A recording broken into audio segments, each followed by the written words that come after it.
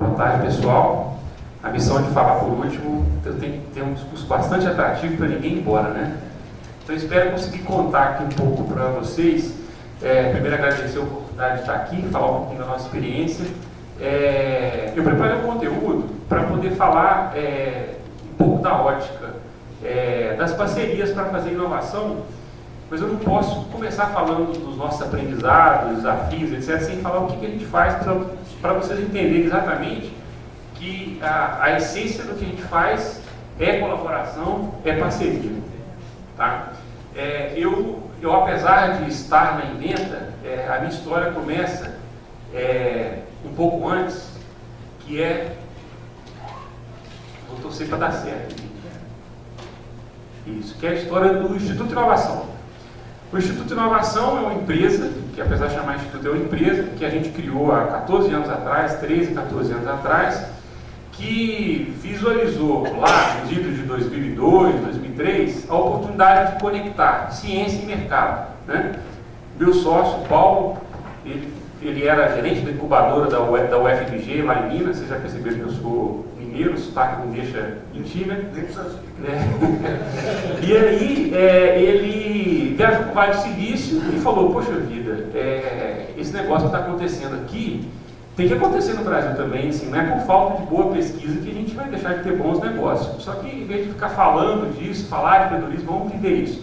Então, o que ele criou, o que aconteceu? Mexe na tela aí que apareceu uma mensagem. Ele criou, então, junto com a gente, o conceito de, naquela época, de ser aceleradora de empresa. Hoje a gente tem um tanto de aceleradora de empresa, só que a gente criou uma aceleradora que a base era ir para a universidade, descobrir tecnologias com potencial de negócio, licenciar essa tecnologia e, a partir daí, tocar negócio, fazer a empresa acontecer. A gente criou 5 empresas assim, a Ecovec, a Nano, a Risoflora, a Vert, a Comunip, que só uma delas é de TI, tá, gente? A gente está falando de empresas do mundo real. Uma que faz controle de praga da dengue, outra com nanotecnologia, outra trabalha com agronegócio, outra trabalha de tratamento de resíduo químico industrial, e uma de TI, que é a Comunip. A gente criou o Instituto de Inovação para fazer isso aqui, criar empresas. E a gente achou que a gente ia ficar rico fazendo isso, né? Que era muito fácil criar uma empresa de tecnologia no Brasil, vender essa empresa e fazer a máquina girar. E ainda bem que a gente foi bastante inocente de não entender que não era tão fácil assim, mas por causa disso a gente conseguiu aprender outras coisas, a inovar e tudo mais. E o que aconteceu é que esse modelo aqui de, sem ter dinheiro, criar essas empresas, a gente aprendeu muito. Foi aí que nasceu a Inventa, foi aí que nasceram outros negócios. A gente já vendeu 4 empresas dessa aí, só que deu origem ao que a gente está chamando aqui da evolução do modelo de aceleração. Essas empresas aqui a gente vendeu 4 delas, tivemos retorno, aí tem as continhas aí, depois eu deixo essa apresentação com vocês. Mas esse processo de aceleração virou uma outra empresa que chama Incide Investimentos, que é uma gestora de fundos. Ela foi a primeira gestora, foi a gestora que criou o primeiro fundo de capital semente robusto no Brasil, junto com o BNDES, que é o Criatec. Só para dar um pouco a dimensão do que a gente está dizendo, enquanto a gente criou 5 empresas sem ter dinheiro, a gente passou a ter em 2007 100 milhões de reais para poder investir, né? E aí o que a gente fez foi evoluir o modelo de aceleração. E enquanto no modelo anterior, em 4 anos a gente criou 5 empresas, com o Criatec em 4 anos a gente investiu em 40 empresas, né? Então, o Criatec é um fundo que já fechou o período de investimento dele, mas a gente está ainda tocando essas empresas. Já tivemos algumas saídas, a maior TIR da história do BNDES, óbvio, empresas pequenas, né? Foi uma venda que a gente fez dentro do fundo Criatec, e hoje a Incide tem outros fundos, tem uma carteira de empresas, aproximadamente 40 empresas, que está no Brasil inteiro. E essa evolução do modelo de aceleração do Instituto de Inovação, que foi a Incide, permitiu a gente criar outros negócios, que é a Inventa, que é um braço de consultoria, que dentro dos sócios do grupo eu cuido da Inventa. Tem a Inventa BDI, que trabalha com a parte de recursos para inovação fomento, lei do bem, todo esse conteúdo sobre o qual a gente falou. E tem também uma escola de inovação que chama Tropos, que cuida, por exemplo, de um grande programa de aceleração do estado de Minas que chama CID, que está atraindo gente de fora, Israel, Índia, para poder fazer negócio e criar um ecossistema de inovação em Belo Horizonte, o chamado São Pedro Valley, né, que eles criaram, um nomezinho lá bacana. Bom, mas a Inventa, essencialmente a Inventa, ela trabalha com gestão da inovação. Lá no começo, muito próximo com as universidades, a gente prestou muito serviço para as universidades, principalmente para os núcleos de inovação tecnológica. Então a gente trabalhou com o USP, Unicamp, PT, Unesp, aqui o pessoal de São Paulo, no Rio, Sul, mais ou menos 80 universidades. A gente ajudou a estruturar os NITs. Então a gente conheceu o lado da inovação, do lado da oferta, né? E gradualmente a gente foi migrando para trabalhar mais com a iniciativa privada. Hoje, 98% dos meus clientes e da minha receita vem de clientes privados que estão aí estruturando processo de inovação, comprando tecnologia, criando novos produtos, novos negócios, etc. Isso é o que a Inventa faz, e não precisa dizer que a essência do que a gente faz tem a cooperação, a colaboração, a parceria como base de tudo que a gente faz. Mas antes de eu contar para vocês os nossos aprendizados e desafios sobre parceria, eu queria primeiro compartilhar qual que é a nossa visão sobre inovação. Eu compartilho de 95% do que eu ouvi aqui hoje, mas eu queria trazer um outro elemento só para a gente ficar mais ou menos na mesma página, tá? Então, antes de falar do mundo da inovação, qual que é o momento que a gente está vivendo da inovação no mundo, né? Porque uma coisa a gente está falando de inovação no Brasil, vamos ampliar um pouco para depois a gente voltar para o Brasil e ver como é que estão as coisas estão por aqui, né? É público, notório, que nós estamos vivendo um momento que as tecnologias elas vão transformar o nosso jeito de viver. Já estão fazendo isso, mas a diferença do passado para hoje é que elas são exponenciais. O resultado que elas geram na nossa vida é muito rápido. A gente não, o momento em que se cria uma tecnologia e a hora que ela é adotada e impacta a nossa vida, isso é muito mais rápido do que há 50, 100 anos atrás. E para a gente dizer sobre isso, então eu estou falando aqui de computação, rede, inteligência artificial, robótica, impressão 3D, e eu só quero mostrar algumas coisas que estão acontecendo no mundo, e aqui eu não estou falando de tendência não. Não quero falar de tendência, eu estou falando de sinais que estão acontecendo hoje. Tendência que pode acontecer, que eu já estou dizendo que já está acontecendo, tá? Então, biotecnologia sintética. Olha que coisa louca, gente, só para poder dizer o que nós estamos dizendo aqui, tá? Isso aqui é um projeto que foi financiado pelo Kickstarter, uma plataforma de crowdfunding, onde estão desenvolvendo uma planta que tem iluminação própria. A inspiração ao invés de eu ter poste de luz na rua, eu vou ter a própria árvore iluminando a minha rua. Nós não estamos falando de viajação não, projeto financiado, $500 mil para poder fazer. Está sendo feito. Vai para o mercado? Não sei, inovação, não sei se vai dar certo, mas isso aqui já está acontecendo. Outros, movimento maker, todo mundo já sabe, isso já é mais claro, né? Impressoras 3D, né? Que daqui a um tempo nós não vamos mais comprar um copo na loja, nós vamos imprimir um copo. Eu não vou mais comprar uma bolsa, eu vou imprimir a bolsa em casa. E, gente, nós não estamos viajando não. Quem quiser ter uma impressora 3D custa $4 mil no Walmart, sai do Brasil. Querem comprar? Está à venda. Nós não estamos brincando, está acontecendo agora. Quem quiser comprar uma impressora 3D para imprimir, ainda coisas sutis, né? Como é que isso vai ser? Mas imagina isso aqui para o mercado do mundo do plástico, qual que é a oportunidade, né? O que isso representa de transformação para uma Braskem, por exemplo, né? Então, só para a gente dizer que não são tendências, isso está acontecendo agora, tá? Outra coisa, isso aqui, gente, isso aqui já existe. Impressora de casa, uma experiência onde conseguiram fazer uma impressora que custa $5 mil, que imprime casas. Vamos tentar imaginar qual que é o impacto disso no mundo, no setor da construção. A facilidade que vai ser fazer isso acontecer. São só pequenos sinais, tá, gente?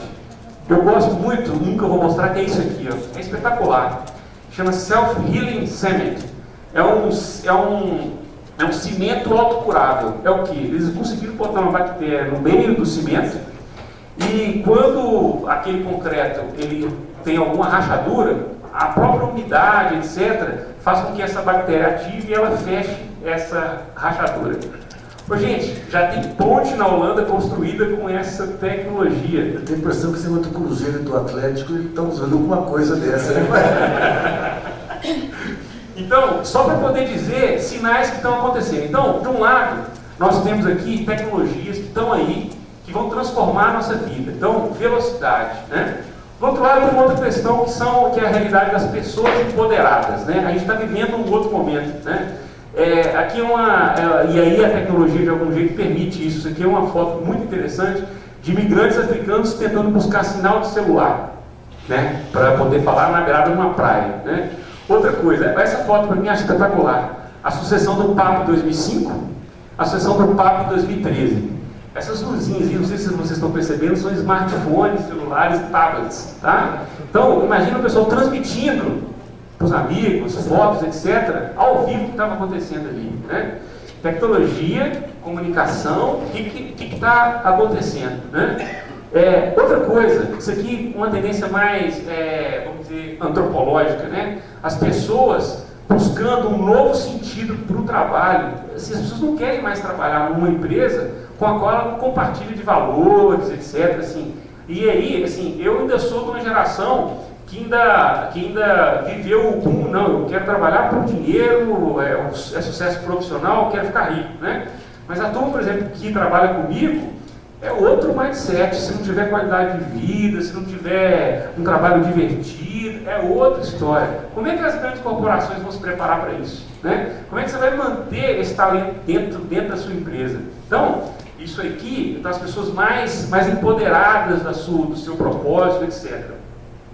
Aí, uma outra questão, que é essa coisa do vida profissional, vida pessoal, essa falsidade, né? Eu sempre fui consultor, chegou um dia eu tentei não ser consultor, mas eu não consegui, mas eu consegui perceber o que eu não gostava em ser consultor. E uma das coisas era ter que fingir que sabia tudo. E é verdade, uma vez eu escrevi um artigo, que, assim, da coisa chata que era eu ter que fingir na frente do cliente que eu era o especialista de uma coisa que eu jamais tinha feito, e eu tinha que me virar para ser especialista. Então, na hora que eu consegui dizer, não, eu não sei, mas eu tenho capacidade de aprender e fazer, na maior clareza, aí eu entendi que eu gostava de ser consultor daquele jeito, não do jeito que me ensinaram a ser. Então, essa coisa de vida profissional, pessoal, não, assim, eu não tenho pudor nenhum em falar para o meu cliente, olha, eu não posso fazer reunião com você, porque a minha filha está doente, eu não vou. Minha filha é muito mais importante do que você. Eu não vou dizer isso desse jeito, mas né? Então, assim, essa coisa não existe mais e cada vez mais a gente vai ver isso. Então, a gente está vendo um movimento aqui de pessoas empoderadas. Essa foto aqui, alguém reconhece? Não? Rio de Janeiro, junho do ano passado, movimento, mudanças, etc. Então, já está aí, né?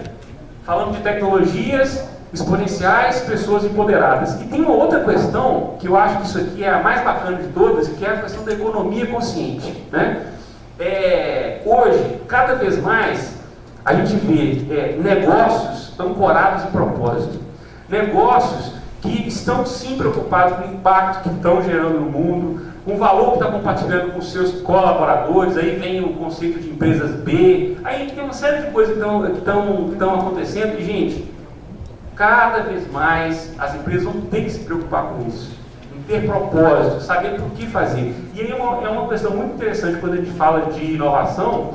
Muitas empresas têm inovação pela inovação, sendo que inovação, o inovar per si é um verbo transitivo, né? Tem que inovar para alguma coisa, em alguma coisa. Então agora a gente começa o movimento das empresas entenderem para que elas querem inovar. Houve uma busca louca para processo de inovação, recursos, para quê? Essa é a grande questão, né? Então, os negócios ancorados em propósito, e aí tem até algumas imagens, ícones aqui, né? Oh, desculpa.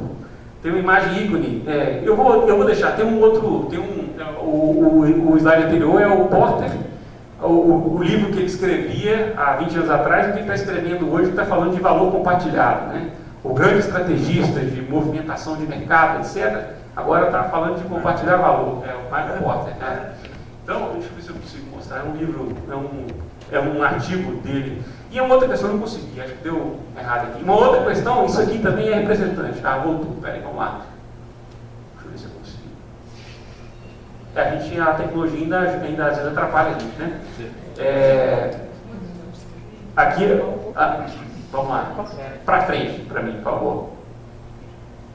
Mais uma.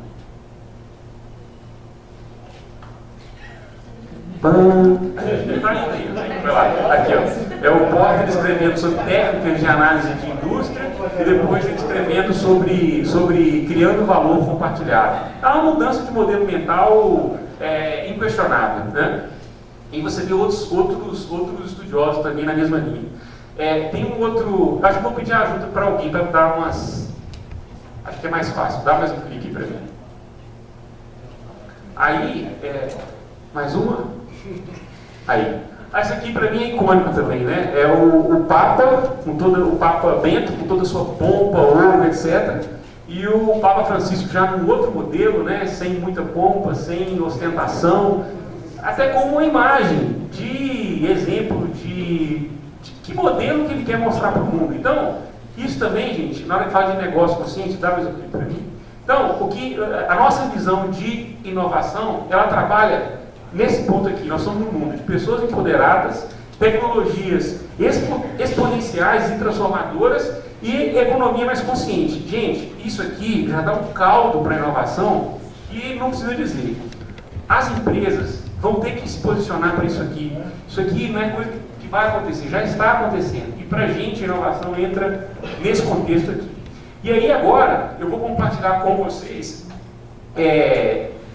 o contexto do Brasil na hora que a gente fala de parceria. A gente que trabalhou muito com universidades, muito com empresas, e expandindo um pouco o meu escopo na Incide, etc., investindo em empresas, tendo empresas, vendendo empresas de tecnologia, é um pouco do que a gente vai compartilhar. Por favor, agora vai ficar mais fácil, que são só poucos slides. Dentro do histórico que a gente viu no Brasil, eu não quero repetir o que já foi dito aqui, muito claro, aqui na ótica de governo, na ótica de Estado, um movimento claro de estímulo à formação de parcerias para fazer P&D, né? A gente vê isso claramente com a criação da lei de inovação, a lei do bem. Então a lei de inovação impondo a criação dos NITs, a lei do bem dando mais incentivo para o dispêndio que era aplicado em ICTs, os instrumentos de fomento que de alguma forma exigem que tenha uma ICT envolvida. Então assim, movimento claro do governo de fomentar essa parceria. E aí o próprio aprendizado, pode deixar aqui, e aí o próprio aprendizado mostrando o governo criando editais de fomento que já envolvia empresa e as fundações de apoio à pesquisa junto. FAPES fez isso, FAPEMIG fez isso, FAPERJ fez isso, que editais conjuntos, empresa e a FAP, e isso é um aprendizado, vamos dizer assim, que também é um espaço que a lei de inovação deixou. Na hora que a gente olha, acho que tem, volta, você passou rápido, mas, volta mais um, essa aí, não tá aparecendo aqui, porque é o próximo, mas não tá aparecendo aqui, beleza. Esse já foi, mais um? Mais um. Aí, legal. Na hora que a gente olha para o lado da academia, aconteceram dois movimentos interessantes, né? Um a exigência de formar os NITs. Gente, os NITs são os núcleos de inovação tecnológica, que são as agências de transferência de tecnologia. Hoje a gente tem cerca de 140, por aí, aproximadamente. Começou um processo interessante de oferta, né? Eu preciso ver o que eu tenho de conhecimento, o que eu tenho de patente para poder ofertar, eu tenho que disseminar uma cultura de propriedade intelectual, patente, etc. E foi muito interessante porque começou a resolver um problema que o Brasil tinha, que era o famoso caso do Captopril. Alguém sabe o caso do Captopril aqui?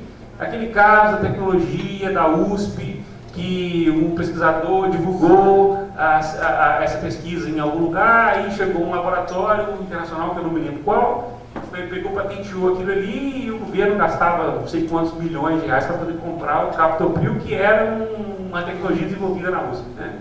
E aí começou a criar um movimento contrário. Vamos proteger, vamos fazer com que a gente proteja o conhecimento para isso ter valor e a gente poder fazer uma transferência.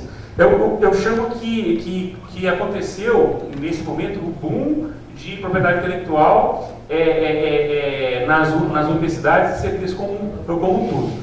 Foi muito bacana, mas agora a gente começa a ter alguns aprendizados que não necessariamente, dentro da lógica de parceria, o modelo oferta é o mais exitoso. Vou falar um pouquinho sobre isso. Aí, na hora que a gente olha para o lado da empresa, né, qual que foi o histórico, o que aconteceu?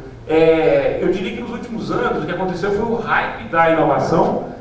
O professor falou lá da qualidade, aí veio a era da inovação. Graças a Deus o hype está acabando, né? Então, inovação, open innovation, e a inovação aberta, ela preconizava parceria, sem falar do conceito, etc., ela só reforçava uma coisa que é colaboração para poder fazer P&D. E aí, as empresas que estavam começando a estruturar suas áreas de inovação, suas estratégias, etc., elas viram também nos instrumentos de fomento uma forma de começar, né? Assim, pragmatismo, realidade, tem dinheiro, então vamos fazer, né? Então vamos começar fomento, lei do bem, etc. Normalmente as empresas começavam por aí. E aí, como precisava das ICTs, começou um processo de mapear tecnologias nas universidades. Foi aí que a Inventa cresceu bastante, de ajudar as empresas a mapear que pesquisas elas poderiam fazer em parceria com as diversas universidades que estavam aí. Isso aconteceu. E foi o momento que a gente encontrou o grande vale também, né? Assim, por distanciamento cultural, né? Historicamente ele já existe, academia, iniciativa privada. Em muitas situações isso foi pior, né? Porque de um outro lado ficava a empresa falando, a universidade pública é de graça, então eu vou lá, vou pegar essa tecnologia e vou fazer. E do outro lado ficava a universidade. Obviamente eu estou criando um cenário mais teatral aqui, só para a gente entender o contexto. A universidade falou, tá vindo aqui empresa, ela só enxergava um cifrão, eu vou financiar o meu laboratório, as minhas pesquisas e etc. Então, criou um certo distanciamento, várias tentativas, alguns casos exitosos de transferência de tecnologia, parcerias, outros fracassos, mas isso aconteceu. E também, por uma questão de mercado, ali, 2008, 2009, 2010, hype Brasil, economia exponencial, emergente, etc., criou um outro movimento, que são as empresas multinacionais querendo fazer P&D no Brasil. O histórico anterior empresas multinacionais no Brasil só respondem às matrizes e pedem benção e só. Ocorre que até com exigência da Petrobras, do fornecedor estar perto para fazer pesquisa com ela, existe de mercado mesmo, contexto de mercado, seja de TI, bancos, financeiros, etc., as empresas multinacionais começaram a instalar soluções de P&D aqui. Schlumberger, Siemens, IBM, Intel, Dow, BASF, todo mundo vindo. E criou um efeito positivo, que as empresas nacionais também, peraí, a gente também tem essa oportunidade. Então, é uma ótica interessante, que isso começou a acontecer também, trazendo isso para o histórico. E aí, o momento hoje, por favor, o momento hoje que a gente vê, hoje, Brasil, o que está acontecendo no que diz respeito à ótica das parcerias, né? De um lado, grandes empresas com processos bem estruturados de inovação. Então, assim, hoje você vê grandes empresas que eu diria que em alguns casos são benchmarks mundiais de como fazer um bom processo de gestão da inovação e já com experiência em parceria, de coisas que deram certo, que não deram certo, de como fazer, do que não fazer, isso é uma coisa bacana.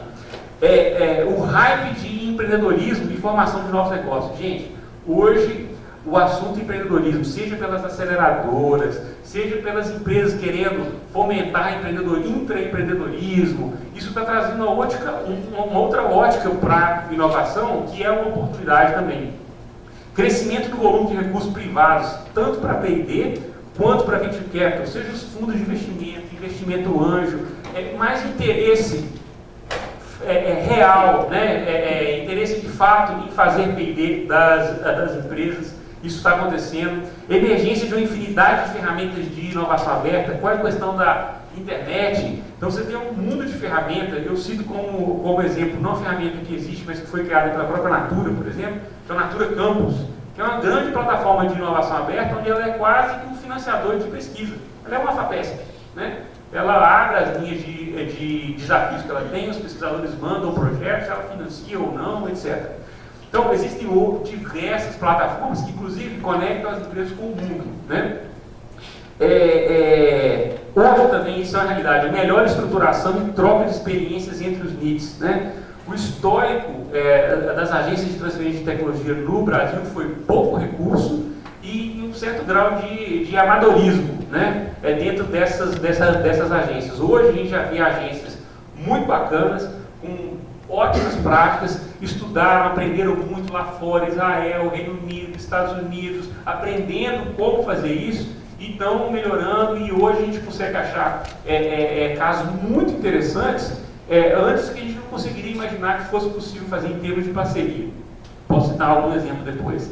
Instituições operando nos seus limites, faltando mais articulação. Essa é uma visão particular minha, algumas pessoas com quem eu converso compartilham dela, é que na minha visão, para mim as instituições todas estão no limite do que elas podem fazer para estimular a inovação no Brasil. Na minha visão, a gente precisa de um outro design para poder de fato alavancar a inovação no Brasil, que eu vou falar como uma oportunidade depois. Então, esse é o contexto e os desafios que eu enxergo hoje, em termos de parceria para inovar, são os seguintes. A primeira delas aqui não representa grau de importância não, tá gente? Mas assim, a distância cultural que ainda existe entre o mundo privado e o mundo acadêmico, ainda existe. Eu tenho clientes que são categóricos, clientes grandes com muito recurso para investir em P&D, eles são categóricos. Eu não quero fazer P&D com academia no Brasil. Eu tenho um cliente que hoje eu estou estruturando um centro de P&D para ele, porque ele falou, eu não quero fazer P&D com as universidades do Brasil, eu quero ter a minha ICT ou quero criar alguma coisa que sirva melhor para mim. Isso é uma realidade, tá? Então esse é um problema. Cultura de investimento em P&D privado em informação. O que eu quero dizer é que as empresas, embora esteja crescendo, ainda tem um espaço muito grande para elas de fato investirem em P&D, porque é importante, é estratégico, e não porque o governo fomenta, porque existe a lei do bem, ou porque tem um fomento que aí eu consigo fazer, tá? Eu tenho clientes que só investem em P&D porque tem as linhas de fomento. Se eu tiver que arcar com um pouco mais de risco, etc., eles não vão fazer. O academicismo na gestão e pouco investimento na estruturação dos NITs.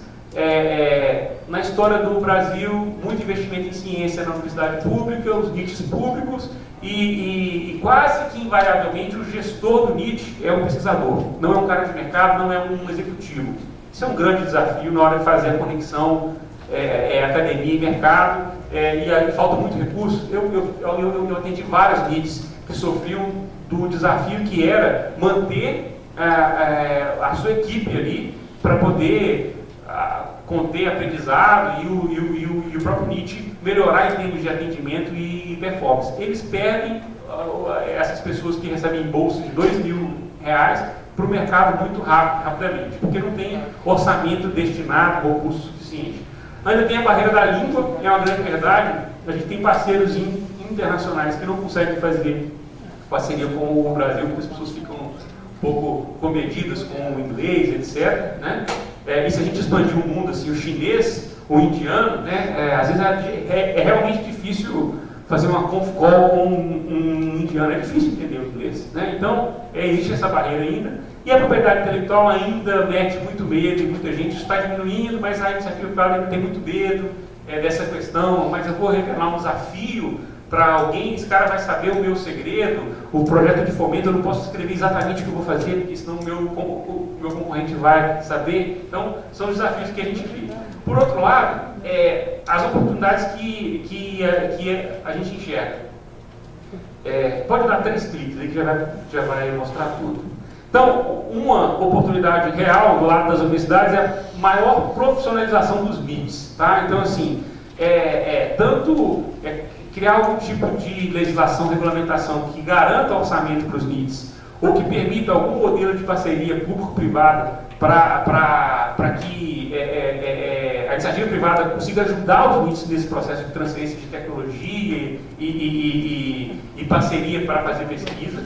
Do lado das empresas, eu vejo que muitas empresas procuram fazer P&D porque o instrumento de fomento exige, não porque de fato ela precisa ou que ela quer. Então, é um pouco dos dois ali, melhorar o planejamento tecnológico da empresa para saber aonde faz sentido ela ter parceria, por que faz sentido ela ter parceria naquele ponto. O que veio um pouco a reboque da indução dos instrumentos, agora mudar um pouco. Não, eu preciso de um parceiro independente do instrumento dizer que eu preciso ou não. Então esse é um movimento, que é um movimento que faz que em outros países de primeiro mundo tenha mais investimento privado do que investimento governamental, né? Oferta de competências por parte das empresas. As empresas também são, hoje a gente já tem isso, bons locais para ofertar P&D. Isso é uma realidade que começa a acontecer no Brasil hoje. Eu tenho competências de pesquisa e eu posso ofertar isso também para um outro parceiro, para